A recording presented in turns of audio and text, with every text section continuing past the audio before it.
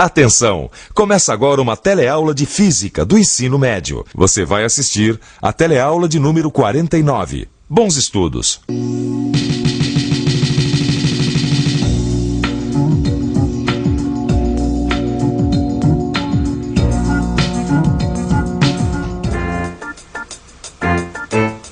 Ô, Gil, você desculpa perguntar, o que tá acontecendo aí? Faz mais de meia hora que você tá zanzando pelo apartamento, mexe numa coisa, mexe em outra, você tá ficando meio maluco? O que tá acontecendo? Não é nada não, Vicente. É o seguinte, sabe o que é? Eu tava pensando numa coisa que o meu amigo Roberto me disse.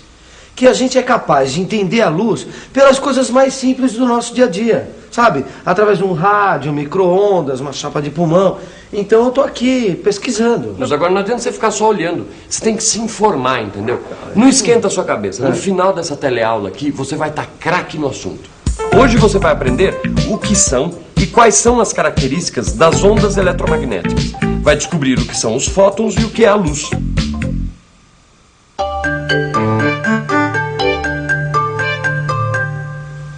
Ô, Gil, pera um pouquinho. Eu vou te ajudar. Vamos fazer uma coisa? Vamos pôr a mão na massa e estudar o que são as ondas eletromagnéticas. Vamos nessa? Peraí. Ondas eletromagnéticas? Exatamente. O que isso tem a ver com a minha curiosidade, Vicente? Olha, eu tô querendo saber o que é e quais são as características da luz. Simples. Exatamente. Só então isso. a primeira coisa que você tem que aprender é a seguinte. A luz é uma onda eletromagnética. E não só a luz, hein? Não só a luz. As ondas de rádio, as ondas de televisão, as micro-ondas, os raios X, todas elas são ondas eletromagnéticas. É mesmo? É. Maricela, eu fiquei super animada com aquela nossa conversa sobre átomos, sabia? Só que agora eu estou interessada num outro assunto. Ondas eletromagnéticas. Esse é um outro assunto, mas tem tudo a ver com o átomo, Rosinha, você vai ver. Tanto que para entender as ondas eletromagnéticas, a gente precisa lembrar o modelo atômico. Observe este esquema. Este é o modelo atômico de Rutherford Bohr.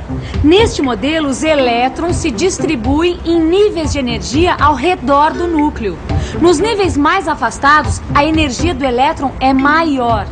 Quando o átomo absorve energia, um de seus elétrons se afasta do núcleo, isto é, vai para um nível de energia maior. Quando ocorre o contrário, isto é, quando um elétron se aproxima do núcleo, o átomo emite energia. Ah, e a energia absorvida ou emitida é igual à diferença de energia entre esses dois níveis. As ondas eletromagnéticas têm tudo a ver com o átomo, especialmente com o movimento dos elétrons. E quem estabeleceu essa relação foi o famoso físico Albert Einstein. Ele foi um físico teórico que formulou a sua teoria baseado nas experiências de vários outros cientistas. Muito cálculo e muita imaginação. Foi ele quem explicou o efeito fotoelétrico. E antes da gente falar mais sobre as ondas eletromagnéticas, vamos entender direitinho o que é este efeito fotoelétrico. Efeito fotoelétrico é a emissão de elétrons de uma superfície metálica devido à incidência de luz. Bom, mas para entender melhor isso, vamos aos fatos observados. As experiências mostravam que quando uma certa quantidade de luz incidia sobre uma placa metálica, aparecia uma corrente elétrica. Einstein conclui que a luz fornece energia para os elétrons da placa. Alguns deles se desprendem e saem da placa. Tá tudo legal, Vicente. Agora, eu só não entendo o que tudo isso tem a ver com a luz, sabe? Calma, que você já vai entender. Nós já estamos chegando lá. Olha aqui, ó. Einstein queria explicar o aparecimento da corrente elétrica através da incidência de luz sobre uma superfície metálica. Mas aí havia um outro fato muito importante que começou a aparecer nas experiências. Só com alguns tipos de luz, ou seja, com algumas cores, essa tal corrente era produzida. E aí é que vem as conclusões mais interessantes de Einstein. Olha só. Einstein propôs que a luz é formada por vários e pequenos pacotes de energia, que ele chamou de fótons. Esses fótons podem carregar diferentes quantidades de energia, dependendo da cor da luz. Para provocar o aparecimento da corrente elétrica, os fótons que incidem na placa precisam ter uma certa quantidade de energia. Isso explica por que a corrente só aparece com algumas cores. Assim, Einstein explicou o efeito fotoelétrico e mais, explicou também como ocorrem processos de emissão e absorção de luz. Quando um átomo absorve um fóton, ele ganha energia. Esta energia é transferida a um de seus elétrons, que muda de nível de energia, afastando-se do núcleo. Este é o processo de absorção de luz. No processo de emissão de luz, ocorre o inverso. O átomo perde energia e um de seus elétrons vai para um nível de energia menor. Ah, agora sim, Vicente. Olha, quer dizer então que a luz é formada por pacotinhos, né? Que correspondem a determinadas quantidades de energia. Exatamente, Não é isso? E Gil. que esses pacotinhos são chamados de fótons. Ah, tá começando a entender o que é a luz, tá vendo? Ah, agora, e aquelas ondas eletromagnéticas que você estava falando no começo da teleaula? Calma, que daqui a pouco você vai entender a relação entre a luz e as ondas eletromagnéticas. Ó. Tá. Tá certo, eu entendi. A luz é formada por fótons que na verdade são partículas. Só que agora ficou mais complicado. Porque eu me lembro que numa teleaula a gente viu que um cientista chamado Maxwell havia concluído que a luz é um tipo de onda que é formada por uma sucessão de campos elétricos e magnéticos. Ou seja, é uma onda eletromagnética. Agora, ele estava enganado? Não, é isso mesmo, Rosinha. Olha, a Rosinha lembrou muito bem das conclusões de Maxwell. Se você não estivesse recordando direitinho, dê uma olhada no seu livro de estudos. Mas agora, Rosinha, me diga uma coisa. Quem você acha que tinha razão? Maxwell, que disse que a luz é um tipo de onda, ou Einstein, que descobriu que a luz era formada por partículas, chamadas de fótons? Será que a luz é onda ou partícula? E agora ficou mais difícil. Na verdade, os dois estavam certos, Rosinha. E esta foi a grande sacada de Einstein. Ele propôs o seguinte: quando a luz interage com a matéria, ela se comporta como uma partícula. Quando ela está viajando pelo espaço, é uma onda eletromagnética. Ah, Vicente, eu acho que eu entendi. Quer dizer que a luz é um tipo de onda eletromagnética. E quando essas ondas entram em contato com a matéria, elas se comportam como se fosse uma partícula. E essas partículas são chamadas de fótons. Exatamente. Agora, sabe o que não está entrando na minha cabeça? É o seguinte, que não está dando para engolir. É que você me disse que as ondas eletromagnéticas são iguais às ondas mecânicas. Não, mas não é para engolir mesmo. Elas têm semelhanças. As ondas eletromagnéticas não são idênticas às ondas mecânicas. Elas têm semelhanças só. Uma diferença fundamental, por exemplo, é que as ondas mecânicas, elas precisam de um meio material para se propagar. Enquanto as ondas eletromagnéticas não. Elas se propagam no vácuo. No vácuo? É. Ah, então quando os astronautas estão na Lua tentando se comunicar com a Terra, eles se comunicam através de ondas eletromagnéticas. Exatamente. Eles se comunicam com a Terra através das ondas de rádio. E as ondas de rádio, as micro-ondas, as ondas de televisão, a luz, são todos exemplos de ondas eletromagnéticas.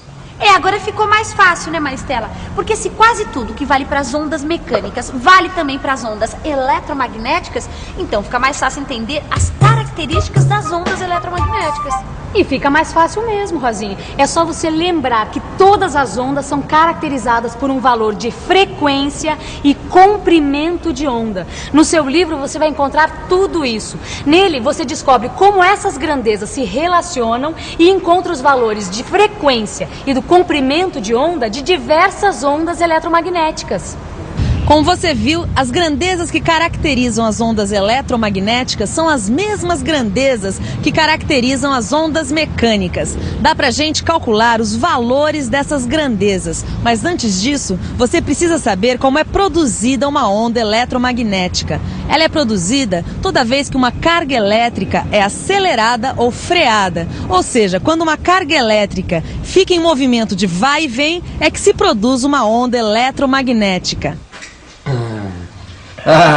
Vicente, é o seguinte, estou ficando fera nesse negócio de ondas eletromagnéticas. Só que é o seguinte, não é tão simples assim, né? Não, realmente não é simples. Agora, com calma, a gente acaba conseguindo entender tudo. Aliás, depois dessa teleaula, pegue seu livro e dê uma revisada em tudo que a gente está vendo aqui. Com certeza vai ficar tudo muito mais claro para você. Bom, já que você falou nesse negócio de ficar claro, surgiu uma dúvida.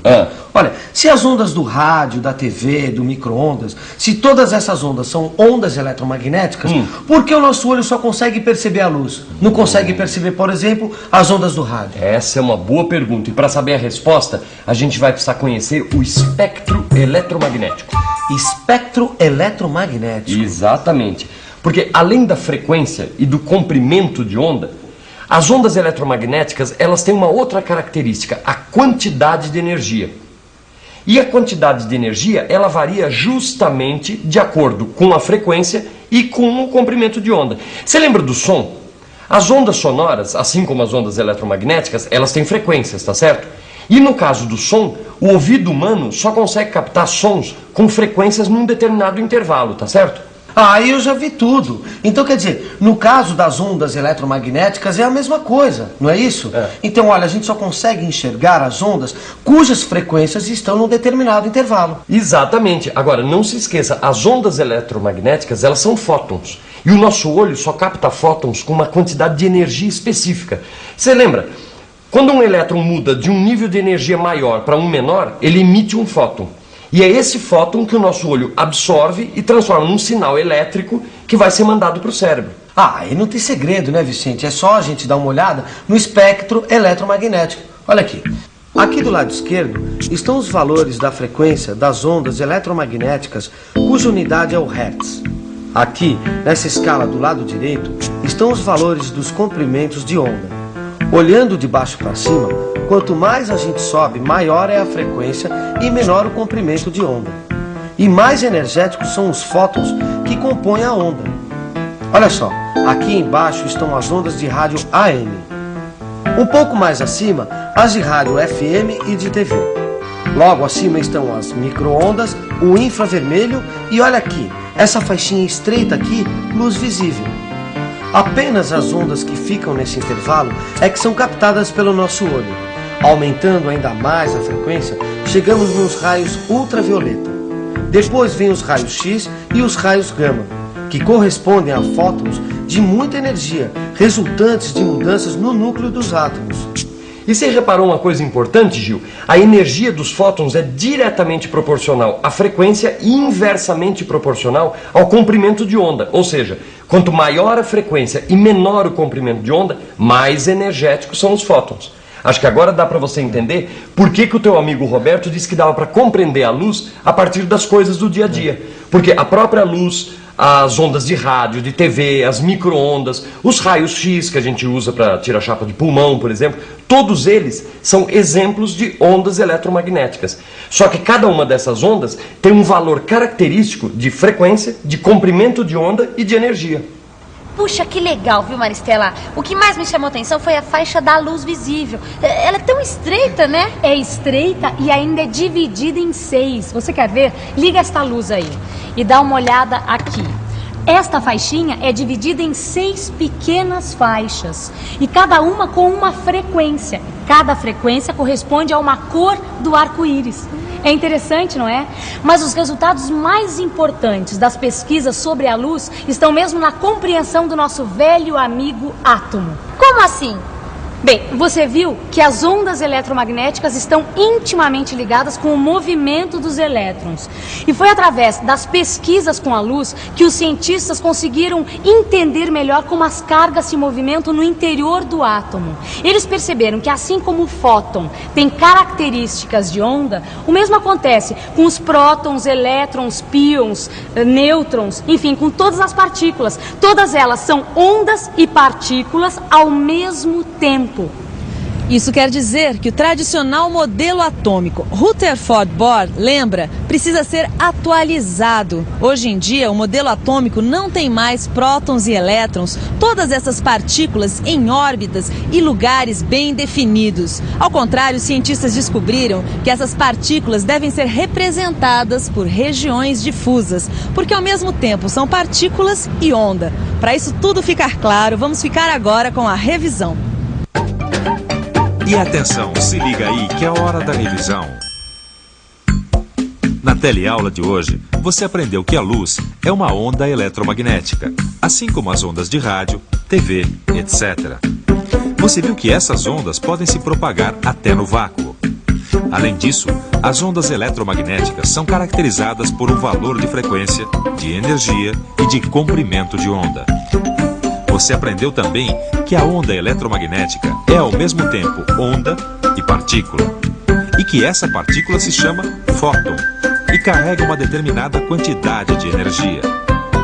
Finalmente você viu que todas as partículas, como o elétron, o próton e o nêutron, também se comportam como onda e partícula ao mesmo tempo.